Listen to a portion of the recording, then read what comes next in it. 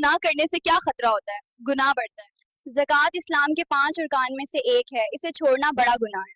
माशाल्लाह। अशर का ताल्लुक किस तबके से ज्यादा होता है? किसानों से। इशर खेती की पैदावार पर होता है, इसलिए इसका ताल्लुक किसानों से है। माशाल्लाह। ज़कात देने का बेहतरीन वक्त कौन सा है? रमजान का महीना। रमजान में नेकियों का सवाब कई गुना बढ़ जाता है, इसलिए लोग उसी महीने ज़कात अदा करते हैं। माशाल्लाह। क्या शब कदर की तारीख मुकर्रर है? नहीं, हदीस में बताया गया है कि इसे रमजान के आखिरी 10 दिनों की ताक रातों में तलाश किया जाए। माशाल्लाह। एतकाफ किस अशरे में सुन्नत है? रमजान के तीसरे अशरे में। नबी सल्लल्लाहु अलैहि वसल्लम आखिरी 10 दिनों में एतकाफ फरमाया करते थे। माशाल्लाह। शब बारात में कौन सा अमल बेहतर माना जाता है? इबादत करना। इस रात में दुआ, इस्तगफार और अल्लाह की इबादत करना बेहतर समझा जाता है। माशाल्लाह। अशर अदा ना करने वाला कौन होता है? गुनाहगार। अगर किसी पर अशर फर्ज हो और वो अदा ना करे तो वो गुनाहगार होता है। माशाल्लाह। रमजान के बाद कौन सा महीना आता है? शवाल। रमजान के खत्म होते ही शवाल का महीना शुरू होता है और इसी में ईद उल फितर होती है। माशाल्लाह। सदका देने से माल पर क्या असर होता है? माल में बरकत होती है और वो बढ़ता है। हदीस में आया है कि सदका देने से माल कम नहीं होता बल्कि बरकत बढ़ती है। माशाल्लाह। रमजान में कुरान खत्म करने की आदत क्यों होती है? सवाब हासिल करने के लिए। रमजान कुरान का महीना है, इसलिए मुसलमान इसमें ज्यादा तिलावत करते हैं। माशाल्लाह। रमजान में जहन्नम के दरवाजों का क्या होता है? जहन्नम के दरवाजे बंद कर दिए जाते हैं। हदीस में है कि रमजान में जहन्नम के दरवाजे बंद और जन्नत के दरवाजे खोल दिए जाते हैं। माशाल्लाह। और ज़कात कब अदा की जाती है? जब माल पर 1 साल गुजर जाए। अगर माल निसाब तक पहुंच जाए और उस पर 1 साल गुजर जाए तो ज़कात फर्ज हो जाती है। माशाल्लाह। शब मेराज में कितनी नमाजें फर्ज हुए? 5 वक्त की नमाज। मेराज की रात अल्लाह ने मुसलमानों पर 5 वक्त की नमाज फर्ज की। माशाल्लाह। रमजान के बाद वाला दिन क्या कहलाता है? ईद उल फितर। रमजान के खत्म होने के बाद मुसलमान खुशी के साथ ईद मनाते हैं। माशाल्लाह। फितराना कब अदा किया जाता है? ईद उल फितर की नमाज से पहले, ताकि गरीब लोग भी ईद की खुशी में शामिल हो सकें। माशाल्लाह। ये खैरात में कौन सी चीज़ सबसे अफजल है?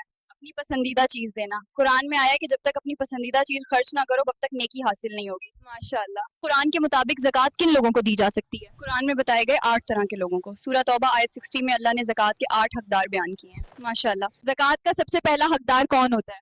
फ़कीर, यानी बहुत गरीब इंसान। फ़कीर वो होता है जिसके पास ज़रूरत के मुताबिक माल ना हो। माशाल्लाह। ज़कात का दूसरा हकदार कौन होता है? मस्कीन, यानी जरूरतमंद गरीब। मस्कीन वो होता है जिसके पास थोड़ा बहुत माल हो लेकिन उसकी जरूरत पूरी ना होती हो। माशाल्लाह। ज़कात का तीसरा हकदार कौन होता है? आमिल। आमिल वो शख्स होता है जिसे ज़कात जमा करने और तकसीम करने की जिम्मेदारी दी जाती है। माशाल्लाह। ज़कात का चौथा हकदार कौन होता है? मुअल्लिफ़तुल क़ुलूब। ऐसे लोग जिनके दिल इस्लाम की तरफ माइल करने या मजबूत करने के लिए मदद दी जाए। माशाल्लाह। ज़कात का पांचवा हकदार कौन होता है? गुलाम को आज़ाद कराने के लिए। अगर कोई गुलाम अपनी आज़ादी के लिए रकम अदा कर रहा हो तो उसे ज़कात दी जा सकती है। माशाल्लाह। ज़कात का छठा हकदार कौन होता है? कर्जदार इंसान। जो शख्स कर्ज में डूबा हो और उसे अदा करने की ताकत ना हो उसे ज़कात दी जा सकती है। माशाल्लाह। ज़कात का सातवां हकदार कौन होता है? फी सबीलिल्लाह। जो लोग अल्लाह के रास्ते में काम कर रहे हो उनकी मदद के लिए ज़कात दी जा सकती है। माशाल्लाह। ज़कात का आठवां हकदार कौन होता है? मुसाफिर। अगर कोई मुसाफिर सफर में फंस जाए और उसके पास पैसे खत्म हो जाए तो उसे ज़कात दी जा सकता है। माशाल्लाह। ज़कात का असल मकसद क्या है? मुआशरे में बराबरी और ज़रूरतमंदों की मदद। ज़कात गरीबों की मदद और माशरे में तवाज़ुन पैदा करती है। माशाल्लाह। दुनिया में सबसे पहले सलाम किसने किया था? हजरत आदम अलैहिस्सलाम ने फरिश्तों को सलाम किया था। माशाल्लाह। वो कौन सी कौम है जो क़यामत के करीब पूरी दुनिया का पानी पी जाएगी? याजूज माजूज। वो निकलेंगे तो तबरया झील का सारा पानी पी जाएंगे। माशाल्लाह। अल्लाह ने सबसे पहले किस इंसान को पैदा किया? हजरत आदम अलैहिस्सलाम को। माशाल्लाह। बारानी जमीन की पैदावार पर इशर कितनी? बारिश के पानी से हो उस पर 10वां हिस्सा इशर देना होता है।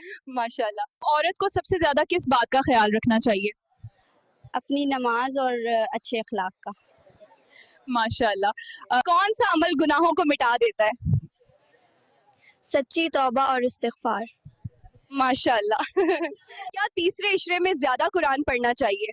जी हाँ, कुरान दिल को रोशन करता है। माशाल्लाह। तीसरे अशरे में सबसे ज्यादा कौन सा जिक्र पढ़ना चाहिए? अस्तगफिरुल्लाह। ये दिल को साफ करता है।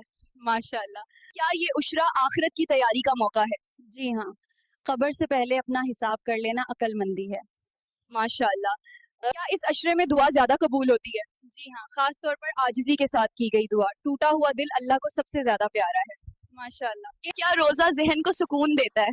जी हाँ, रोजा सब्र सिखाता है और सब्र दिल को इत्मीनान देता है। माशाल्लाह। हज्जतुल वदा के वक्त नबी और सल्लल्लाहु अलैहि वसल्लम की उम्र कितनी थी? 63 साल।